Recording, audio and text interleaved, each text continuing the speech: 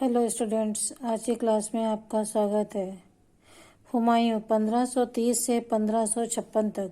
बाबर की मृत्यु के बाद उसका बड़ा बेटा हुमायूं बादशाह बिना पिता के जीते हुए इलाकों को संभालने में उसे काफ़ी कठिनाई आई। हुमायूं को अपने भाइयों के अलावा गुजरात के सुल्तानों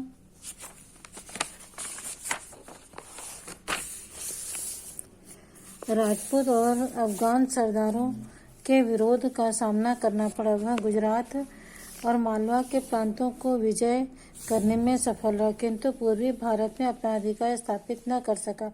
इस क्षेत्र में अफगान सरदार शेर शाह ने उसे हरा दिया। इस हार के कारण हुमायूं को 1540 में भारत से भागना पड़ा और इसके लगभग 15 सालों तक वह भटकता रहा। उसने ईरान के शाह की शरण ली और उसकी मदद से 1555 में फिर से दिल्ली में मुगल साम्राज्य की स्थापना की। लेकिन सन 1556 में दिल्ली के पुराना किले में अपने पुस्तकालय की सीढ़ियों से उतरते समय उसका पैर फिसला और उसकी मृत्यु हो गई। बाबर के पश्चात उनका बेटा हुमायूं जो है वह हुमायूं अपना दिल्ली का सुल्तान बना, अगला मुगल सुल्तान बना, लेकिन उसे अपने भाइयों और गुजरात के सुल्तानों का विरोध का सामना करना पड़ा था और इसके अलावा राजपूत और अफगान सरदारों का भी विरोध सहना पड़ा। गुजरात और मालवा के प्रांत में विजय करने के पश्चात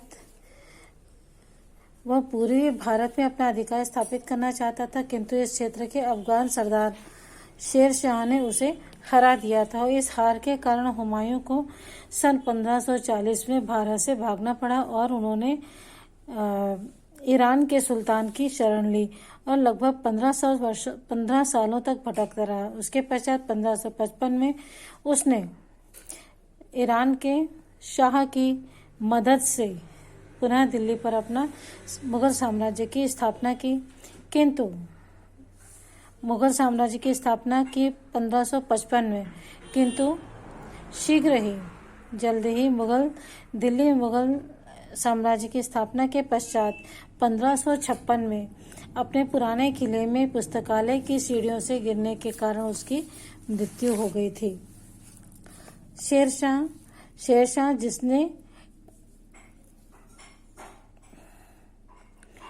शाह कौन था?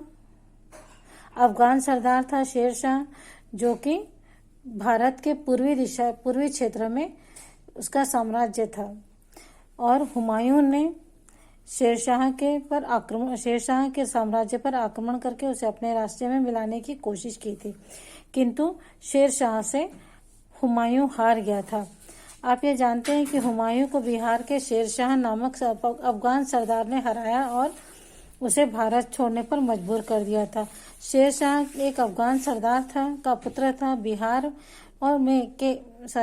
के सासाराम में उसकी एक छोटी सी जागीर थी। उसने कई छोटे छोटे राजपूत और अफगान सरदारों को हराया था और इस प्रकार से एक छोटी सी जागीर की स्थापना की थी।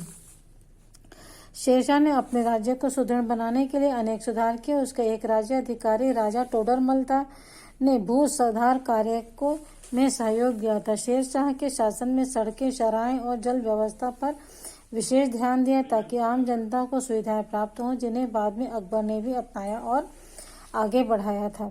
शेर शाह ने नए सिक्कों का चलन प्रारंभ किया। पहला था तांबे का सिक्का जिसे दाम कहते थे तथा दूसरा था चांदी का सिक्का जिसे रुपया कहते थे। उसने सासाराम में अपने लिए एक भव्य मकबरा बनवाया था। इस समय सड़कों का निर्माण पर भी विशेष ध्यान दिया गया, लेकिन शेरशाह ज्यादा दिनों तक जीवित नहीं रहा और 1545 में कालिंजर दुर्ग के आक्रमण के समय उनकी मृत्यु हो गई थी। शेर शाह ने हुमायूं को हरा करके भारत छोड़ने पर मजबूर किया था। शेर शाह अफगान सरदार का पुत्र था। वह बिहार में सासाराम में उसकी छोटी सी जागीर थी। उसने अपने साम्राज्य के कई छोटे छोटे राजपूत राजाओं को और अफगान सरदारों को हरा करके अपना राज्य स्थापित किया था। शेर शाह ने एक सुदृढ़ राज्य स्थापित किया और उस राज्य के लिए अनेक सुधार किए। उनके राज्य में एक अधिकारी राजा टोडरमल था, जो भू सुधार कार्य में सहयोग दिया करता था। टोडरमल की शासन व्यवस्था जो बच्चों बहुत लंबे समय तक व्यवस्था में रही और उसके पश्चात अंग्रेजों ने भी इसे अपनाया था।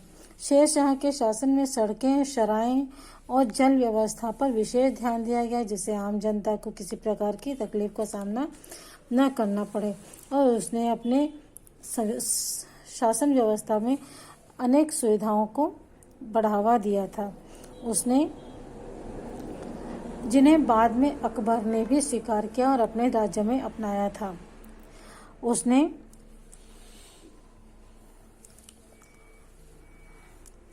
शेर शाह ने 2 नए सिक्कों का प्रचलन किया। पहला था तांबे का सिक्का, जिसे धाम कहते थे। दूसरा था चांदी का सिक्का, जिसे रुपया कहते थे। उसने सासाराम में अपने लिए एक मकबरा बनाया था। मकबरा बच्चों वह स्थान है जहां किसी भी राजा महाराजाओं को मरने के बाद उन्हें वहां पर दफनाया जाता है। यह मकबरा भी किसी महल से कम नहीं होता। यहाँ आप चित्र में शेर शाह सूरी का मकबरा सासाराम बिहार में देख रहे हैं। लेकिन वह अधिक समय तक जीवित नहीं रह सका था। 1945 में कालिंजा दुर्ग के आक्रमण के समय उसकी मृत्यु हो गई थी। तो शेरशाह सूरी का साम्राज्य जो था बहुत छोटा था, लेकिन महत्वपूर्ण था। महत्व इस दृष्टिकोण से था कि उसने अपने राज्य को सुदृढ़ करने के लिए और जनता की सुविधाओं के लिए बहुत सारे काम किए थे, जैसे सड़कें, सराय, जल व्यवस्था आदि के बनाने में जनता की सुविधाओं का विशेष ध्यान रखा गया। तथा टोडरमल की भू राजस्व व्यवस्था का कार्य में सहयोग दिया था। उसने दाम और सिक्के 2 प्रकार के सिक्कों का चलन करवाया था, और उसने अपने जीते जी अपना मकबरा बनवाया था। तो इसके आगे अकबर जो है 1556 से 605 तक ईस्वी तक। तो अकबर के पिता जो कौन थे? हुमायूं की मृत्यु के बाद अकबर को एक शासन व्यवस्था संभाली थी। पिता हुमायूं की मृत्यु के समय अकबर की उम्र जो थी लगभग 13 वर्ष की थी। बहुत छोटी उम्र की थी, लगभग आपकी उम्र का बालक था अकबर। हुमायूं के एक विश्वास पात्र बैरम खान ने उनका राज्याभिषेक किया, और बालक अकबर के लिए बहुत बड़ा उत्तरदायित्व था। बालिग होने तक अकबर ने अपने संरक्षक बैरम खां की देखरेख में राजकाज किया। फिर उसने शासन की बागडोर स्वयं संभाल ली और तथा योग्यतापूर्वक शासन किया। अकबर जो था हुमायूं का पुत्र था। जब हुमायूं की मृत्यु हुई उस समय अकबर की उम्र जो थी बहुत छोटा था, लगभग आप लोगों की उम्र का था। हुमायूं के एक विश्वास पात्र थे बैरम खां, उसने उनका राज्याभिषेक किया और उसे राजकाज करने के लिए उसकी मदद की। हालांकि अकबर के लिए बहुत बड़ा उत्तरदायित्व था, किंतु इस उत्तरदायित्व को उनके विश्वास पात्र बैरम खान के संरक्षण में पूरा किया। फिर जब वह बालिग हुआ तो उसने स्वयं ही अपने शासन की बागडोर संभाली और सफलतापूर्वक योग्यतापूर्वक शासन करने लगा था। राज्य विस्तार। अकबर एक विशाल साम्राज्य स्थापित करना चाहता था। उसने अपने आसपास के क्षेत्रों को अपने विजय अभियान शुरू किया। उसकी सेना ने तेजी से पूरे उत्तर भारत पर आक्रमण किया और अपने शासन को बढ़ाया। किस प्रकार बढ़ाया? 1551 में क्या था?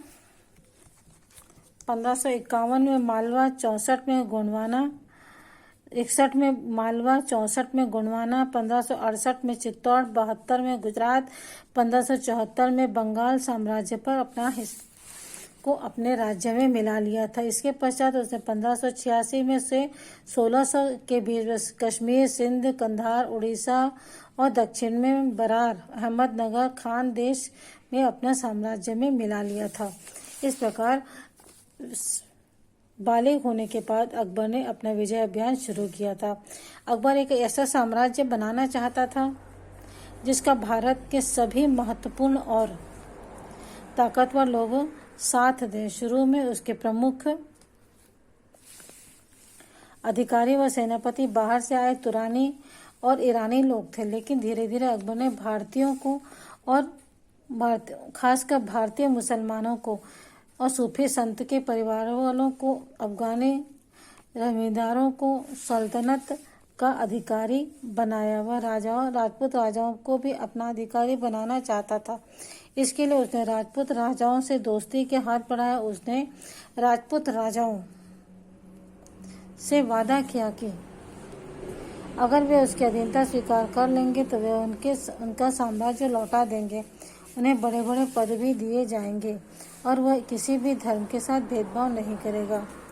अकबर एक ऐसा साम्राज्य की स्थापना करना चाहता था जिसमें सभी भारत महत्वपूर्ण और ताकतवर लोग साथ दें। शुरू में प्रमुख अधिकारी और सेनापति जो थे तुरानी और ईरानी अर्थात बाहरी ईस्ट इंडिया, ये मध्य एशिया के लोग थे, परंतु धीरे धीरे अकबर ने भारतीय मुसलमानों और खासकर सूफी संतों के परिवारों तथा अफगान जमींदारों और सल्तनत के अधिकारियों को भी राजपूत राजाओं को भी अपना अधिकारी बनाना चाहता था।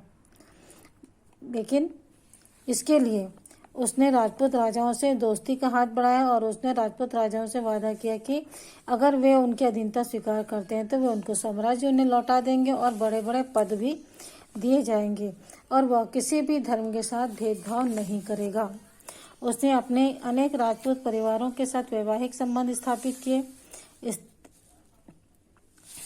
उसमें जयपुर के पास स्थित आमेर के कछवाहा वंश के राजा भारमल की सहायता की तथा उसके पुत्र भगवान दास तथा पोते मानसिंह की शाही सेवा में ऊंचे पद दिए। राजा भारमल ने अपनी बेटी का विवाह भी अकबर के साथ कर दिया। शादी के बाद भी राजपूत रानियों को संपूर्ण धार्मिक आज़ादी थी। अकबर की राजपूत नीति के कारण अनेक राजपूत राजाओं ने उसकी अधीनता स्वीकार की और मेवाड़ के राणा प्रताप को छोड़कर राजस्थान के लगभग सभी शासक अकबर की अधीनता स्वीकार कर चुके थे। धीरे धीरे अकबर ने राजपूत परिवारों के साथ वैवाहिक संबंध भी स्थापित किए। उसने जयपुर के पास स्थित आमेर कछवाहा वंश के राजा भारमल की सहायता की तथा उनके पुत्र भगवान दास तथा पोते मानसिंह को शाही सेवा में ऊंचे पद दिए, अर्थात अपने राज्य में ऊंचे पद दिए। राजा भारमल ने अपनी बेटी का विवाह उनके साथ कर दिया। शादी के बाद भी राजपूत रानियों को पूरे धार्मिक स्वतंत्रता प्राप्त थी। पूरी रानियों को अपनी धार्मिक स्वतंत्रता प्राप्त थी। वह राजपूत नीति के कारण अनेक राजपूत राजाओं ने उनकी अधीनता स्वीकार भी कर ली थी। केवल मेवाड़ के राणा प्रताप को छोड़कर बाकी सभी ने अकबर के शासन के अधीनता को स्वीकार कर लिया था। बच्चों, अकबर जो था इतिहास में ऐसा शासक था जिसने कभी भी किसी धर्म के साथ भेदभाव पूर्ण नीति नहीं अपनाई। सभी धर्मों को समानता का अधिकार दिया, सभी लोगों को उनकी धार्मिक स्वतंत्रता दी। वे अपने धर्म मानने, बढ़ाने तथा उनके त्योहारों को मनाने की स्वतंत्रता थी। यहाँ तक कि उसने अपनी रानियों को भी पूरी तरह से धार्मिक स्वतंत्रता प्रदान की थी। उनके महल में कहते हैं बहुत सारे सभी त्योहार जो भारत में मनाए जाते थे वह मनाए जाते थे। कौन कौन से? दिवाली है, नवरोज है, ईद है, ये सभी त्योहार जो है उनके राजमहल में भी मनाए जाते थे और सभी धर्म के लोग इसे पूरी श्रद्धा और खुशी के साथ मनाते थे। तो बच्चों, इस वीडियो में इतना ही। इसके आगे के वीडियो में हम आगे का पार्ट देखेंगे। ठीक है, बाय।